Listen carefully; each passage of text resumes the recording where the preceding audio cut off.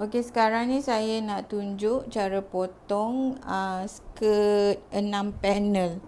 Okey, skirt 6 panel ni best lah kalau siapa minat kain yang kembang, lepas tu nak mudah jalan tapi tak terselak sebab ada panel tulang tu.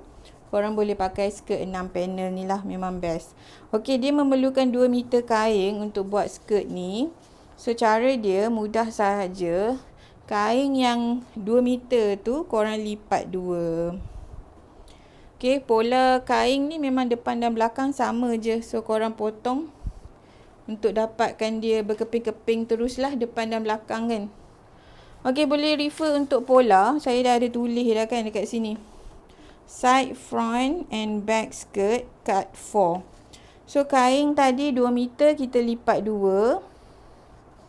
Yang ni saya cakap cut 4 kan. Maksudnya depan dan belakang sekali lah. Kain 2 meter.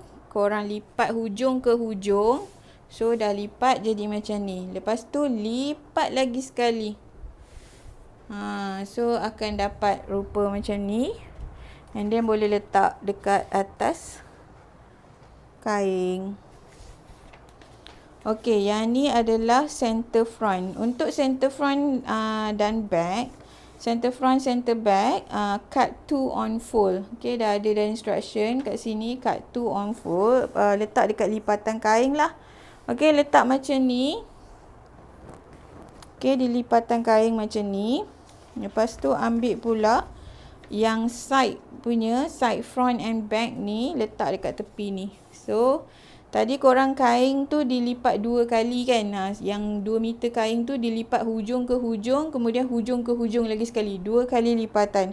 So, automatik dekat sini korang akan dapat 2 keping dekat bahagian lipatan.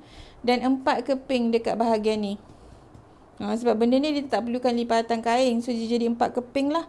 Berlayer-layer kan tadi dekat kita punya kain ni kan. Sebab kita lipat. So, mudah je.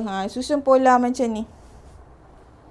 And then bagi ngam-ngam letak, boleh letak basi jahitan.